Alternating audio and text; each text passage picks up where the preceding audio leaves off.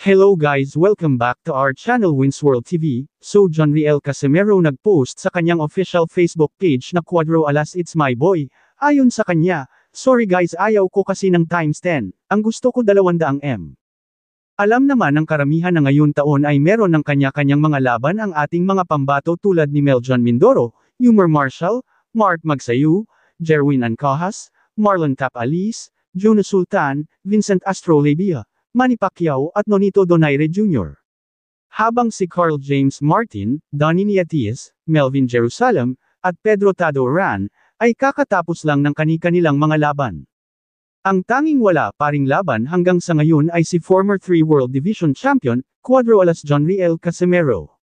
Ganun pa man ay wala pera naman paki si Quadro Alas Jonriel Casimero kung lahat sila ay may mga laban, dahil para sa kanya ay may sarili din siyang laban na mas higit pa sa pagtungtong ng boxing ring. Dumako naman tayo sa iba pang mga balita. Carl James Martin bumanat na naman patungkol kay former 3 World Division Champion Quadro Alas Jonriel Casimero. Ayon sa komento niya sa post ni Pau Salod, ayon sa comment ni Carl James Martin ay, Sir Pau, ganyan din pinakalat nila noon todo hamon sila ng sparring ning pinalegan ko sabi ko where, what time and what place. Kasi God experience para sa akin yun, pero umatras ang yagba, then pinalabas nila na takot ako, with smile emoji. Pati ang mag-asawang Rachel at Nonito Donaire ay may ibinunyag patungkol kay Quadro Alas Jonriel Casimero. Ito ating pakinggan ang naging pahayag ni Rachel Donaire, asawa ni Nonito Donaire Jr. Listen, Casimero is one of those people that like to play games, I think. In the beginning when we were supposed to fight, that didn't happen, depending on who you want to blame for the contract in Anvada, right? I remember that, and then after that, we even went on here, diba, live with Tata, and he was saying he was gonna fight Inoue, even though Bob Arum said no. And then he said this and that, and every single time, it was debunked. So, I think that if he focuses on what he's supposed to do instead of making fake news all the time. Like even the sparring, sinabi nila, oh, we sparred sa Omega. Call Doc J. Call Diego. All of them will tell you that sparring never happened. That we were scheduled to spar, and the Casimero said, oh, sorry, I can't make it today. Hello guys, welcome back to our channel Wins World TV. So Canelo Alvarez binanatan at minaliit lang si former 8 World Division Champion Manny Pacquiao, dahil ayon sa kanya, ay isang mahina at walang pag-asang manalo si Manny Pacquiao sa kanya kung sila man ay maglaban sa ibabaw ng boxing ring. Dagdag pa ni Canelo Alvarez na kapag siya daw ang makatama kay Manny Pacquiao ay hindi niya kakayanin ang lakas nito. Sinabi din ni Canelo Alvarez na hindi aabot ng 6 na round ang itatagal ni Manny Pacquiao sa kanya. Napanood naman at narinig ni former world champion and Hall of Fame legend Sugar Shane Mosley ang mga pahayag ni Canelo Alvarez tungkol sa lakas ni Manny Pacquiao kaya sinagot niya ito. Ayon sa kanya na kung ikukumpare daw ang lakas ng kamao nitong si Canelo Alvarez kumpara sa kamao ni Manny Pacquiao ay talagang mas malakas daw itong si Manny Pacquiao. Dahil nasubukan na daw ni Mosley ang lakas ng kamao nitong si Canelo Alvarez noong maglaban sila, hindi man lang daw ito nasaktan or nayanig sa lakas na pinagmamalaki ni Canelo Alvarez. Pero yung suntok ni Manny Pacquiao ay talagang ramdam niya ang lakas at pagkayanig nito dahilan ng kanyang pagkatumba. Dagdag pa ni Mosley ang lakas ng suntok ni Manny Pacquiao ay higit pa sa mga heavyweight fighter ang lakas nito. Lalong-lalo na daw ang kaliwang suntok ni Manny Pacquiao ay talagang grabe daw ang lakas nito, at first time niyang makaramdam ng pangangatog at takot na hindi niya naramdaman sa ibang mga naging kalaban niyang boksingero. Bukod tanging kay Manny Pacquiao lang daw niya ito nararamdaman, kaya ang lakas na pinagmamalaki ni Canelo Alvarez ay walang-wala sa lakas ni Manny Pacquiao.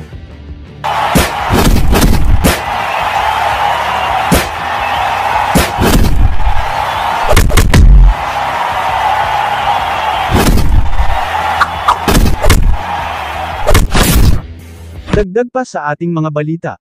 Hoy, Inoue. Huwag kang matakot kay Quadro Alas, ha? Parang pinapalata mo na talaga na natatakot ka talaga sa akin. So interview kay current undisputed and 4 World Division Champion Naoya Inoue aka the Japanese Monster, tungkol kay former 3 World Division Champion Quadro Alas angas ng Pinas Jonriel Casimero. Tinanong ito patungkol sa post niya sa Twitter, dahil sa mga pinagsasabi ni Jonriel Casimero tungkol sa kanya. Dahil sobra na ang kanyang ginagawang pambuhuli, kaya tinanong si Naoya Inoue kung maaari niya bang ipaliwanag ang tungkol dyan. Ayon sa kanya, I think many boxers will imitate and follow sa mga ganyang estilo, kaya wala na siyang kahit anong interest patungkol kay John Riel Casimero. ことが増えていくのかなと思うだけなんで、興味はねえみたいな、まあ、カシメロ自体に興味はないです。それはもう、はい、本心というか、煽りとかじゃなくて、そうですね、興味はないです。 Tinanong din si Naoya Inoue kung ano na ang kanyang gagawin sa mga call-out at pambubuli ni John Riel Casimero. Ayon kay Naoya Inoue na mas mainam na huwag nang pansinin si John Riel Casimero at huwag na talaga siyang labanan, dagdag pa ni Naoya Inoue, na sa tingin niya ayaw ni John Riel Casimero mangyari at para naman sa kanya ay okay lang na maging ganyan. 干せばいいんじゃないですか試合をせずにそれが一番カシメロに対してまあ、カシメロ自身が一番嫌なことだと思う。それでいいと思う。 Tinanong din ito kung ano ang kanyang masasabi kay John Riel Casimero. Ayon kay Naoya Inoue ay kalimutan na natin si John Riel Casimero, wala na siyang masasabi pa patungkol kay Cuadro Alas John Riel Casimero.